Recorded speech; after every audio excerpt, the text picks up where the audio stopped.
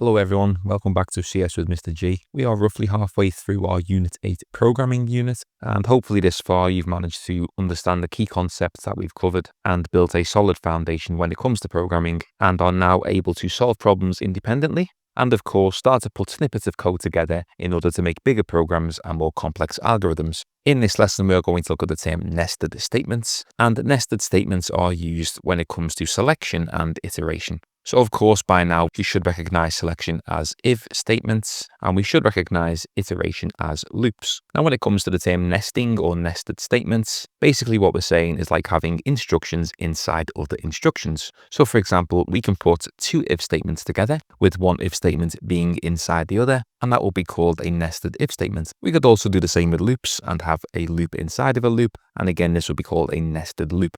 So as you can imagine, this can be quite complex, especially when it comes to nested looping. Nested if statements aren't too complex, but as long as we can start off by understanding the term nested and what nesting actually means, that will help us understand the more complex pieces of code that we are about to see in this lesson. By nesting if statements and loops, what we are able to do is have more specific rules based on a number of different conditions within our programs. By now, we have seen multiple conditions in if statements and loops, but when we start to combine them and create nested statements, it can get quite tricky, but as always, we'll take it slow and break down these problems, so hopefully you understand them. So to start off, what we're going to do is we're going to look at a nested if statement, and in this nested if statement, we're going to check if a student has passed their exams based on two scores. So the two subjects that we're going to look at are maths and science, and what this program is going to do is first check if the student passed maths. So you should be able to recognize that we're going to use a simple if statement to see if they passed maths, and if they did, we will check if they passed science. If they passed both, they get a certificate, otherwise they don't. So from these three requirements alone, you should start be able to pick out some of the concepts we've covered and be able to check certain scenarios that we're going to encounter in this program. So let's jump straight into Python where we can create this program together. And the first thing I'm going to do is I'm going to create a variable called maths score, and I'm going to take an int input and prompt the user to enter their score for maths. I will do the same for science, so I will copy and paste this code, change this to science, and this, and we've got two inputs that will be stored as an integer, which is a whole number, and then I can create my first if statement, which was to check if maths score was a pass. So let's just imagine that the pass score is 50. So a simple if statement, if maths score is more than 50, we should use more than or equal to, because 50 is a pass also. What I could do is print you passed maths. But if we think back to the requirements, our program is to check both maths and science and then give us a certificate if we passed both. So what I'm going to do, I'm going to jump straight into another if statement, and this will check if the science score is also bigger than or equal to 50. And then I will say, print, congratulations, you get a certificate.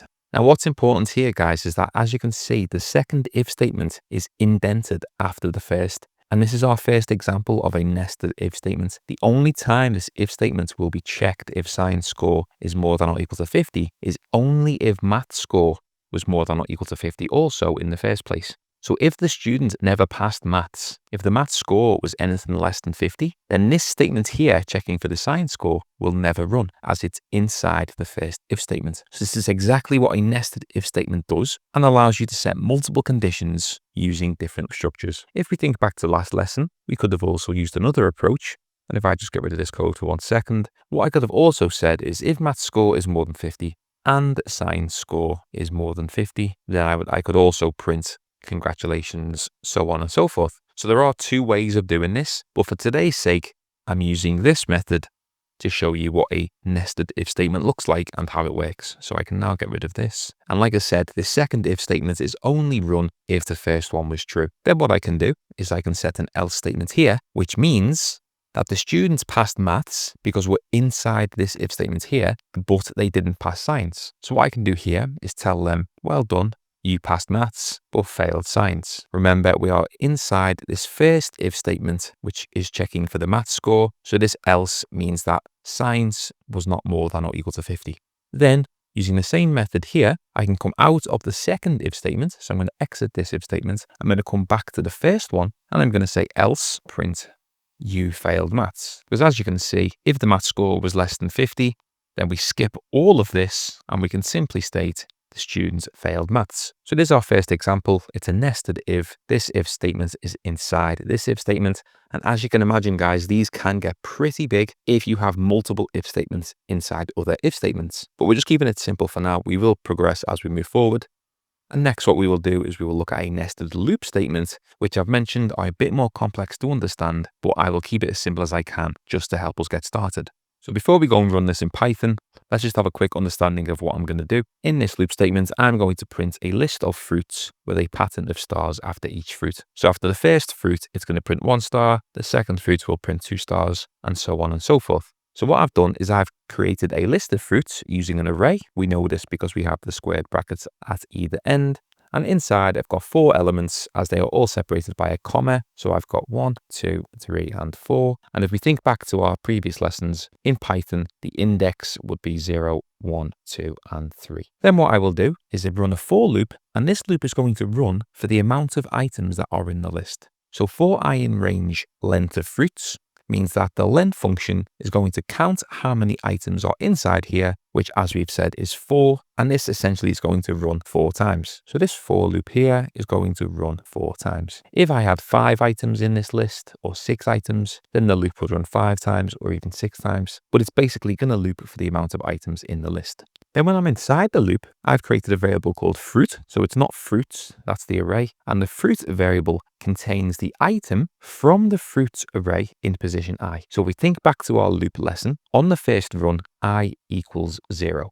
And like I've just said, the index starts at 0, which means the fruit variable on the first run will contain apple. Remember, the square brackets here and here refer to the position in the array, not the number of I. So apple is extracted from the list and it is stored in the variable fruit. I then print the word fruit followed by the variable fruit. So as we can imagine, in the first loop, it's going to print out apple. Then what we have inside of this is a second loop. And this inner loop, as it's inside the outer loop, is the loop that controls the amount of stars that are printed out in each run. So what I've done, I've renamed I to J just to separate the 2 loops. And because I starts at 0, I've plussed 1 so that the first loop is 1. And I'm going to print a star and then move on to the next line.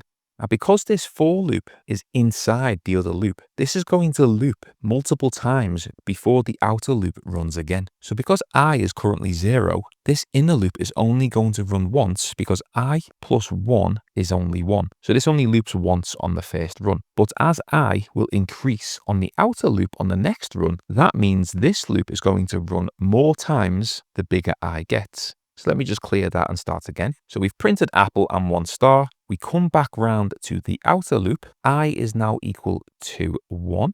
As it started on 0, now it's 1. So fruits position 1 is banana. Banana is stored here. It prints out a banana in this line here. And then back to the inner loop for J in range. I is now 1 plus 1, which means it's going to loop 2 times or twice. So now it's going to loop in here twice, meaning it's going to print out 2 asterisks. So this pattern's going to continue for each element in the list here. So as I moves along to 2, this loop is going to run for 2 plus 1, which is 3, which means it'll print out 3 stars. And as you can imagine, the more elements in the list, it will simply keep adding a star for that number.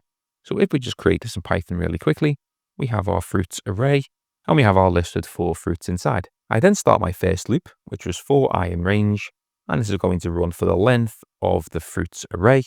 And I'm going to create a variable called fruit, and that will contain the fruit in position I in the array. So as we mentioned on the first run, I is 0, which means fruit will equal apple. So I'll print the variable fruit and then move on to the inner loop, which was for J in range.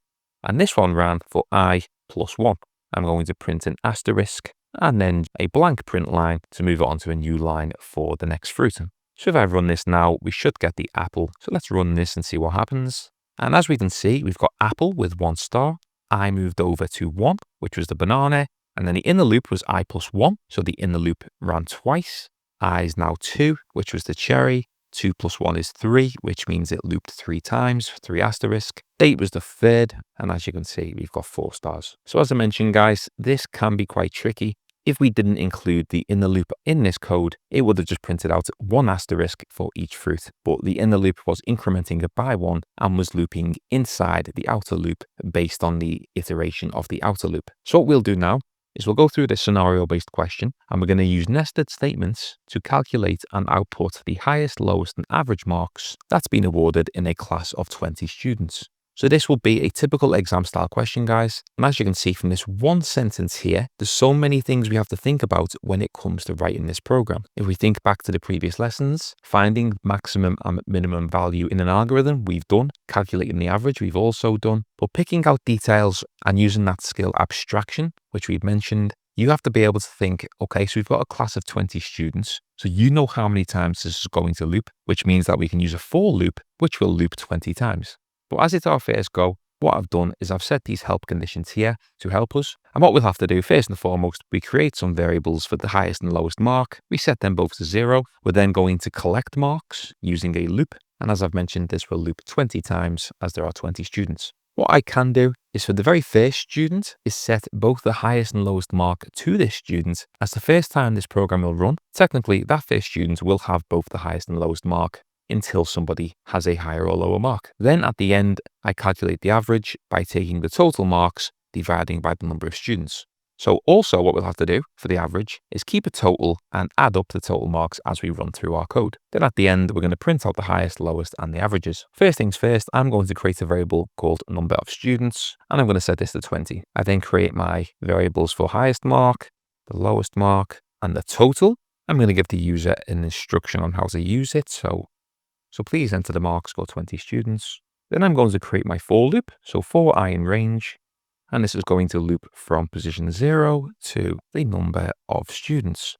I then create a variable called score or mark, and this will be an input in the form of an integer as it's a number. And what I will do here, I'm going to use an F string as I'm going to refer to the student's number in this string, and I'll explain as I go through.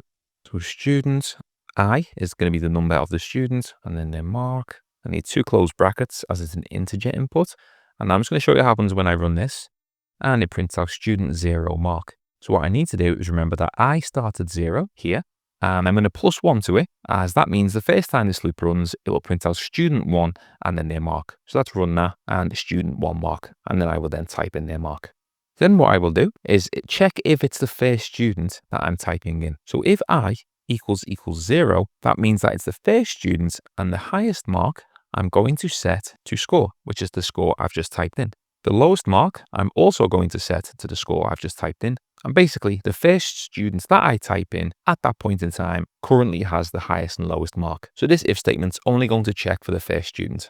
Once I've done that, I then check the remaining 19 students, and that will be done here in this else statement. So now, if the score that I just typed in is more than the highest mark, then highest mark becomes score. So if the score that I've just typed in was higher than the previous saved highest score, I then set the highest score to that score.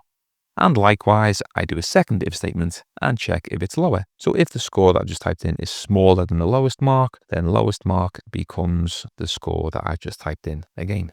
Then what I will do is come out of this if statement, and I'm going to update my total marks with the score that I've just typed in. So total marks were set to 0 at the very beginning, and the first time this runs, it'll be 0 plus the score I've just typed in, and that answer will be stored in there. What I can also do is just do plus equals, and this will do the same as what I've just typed in.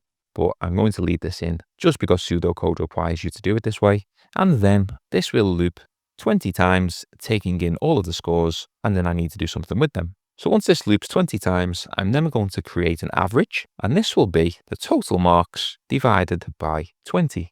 Or what I could do, because I've got that number stored up at the beginning, I can just divide it by the number of students, which I know equals 20. While we're here on that note, the reason why I've created a variable and stored 20 in it here is that if the number of students changed in this program, I'd simply have to change this number here only once. If I didn't have this variable and I had the number 20 in this case, in this for loop here, and 20 here, every time I refer to the 20 students in this program, I'd have to change 20 to, say, 30, for example, if the number of students was to change. However, by having a variable saved, I only have to change it once at the beginning, and it makes the program more flexible if the number of students was to actually change. And then finally, let's check that this works, and let's print out the results. And I'm going to print the highest mark, the lowest mark, and finally the average. So let's run that and give it a test, which will require me to type in 20 marks. And I'm just going to type in multiples of 5. So 5. And as you can see, the student number is going up for each student.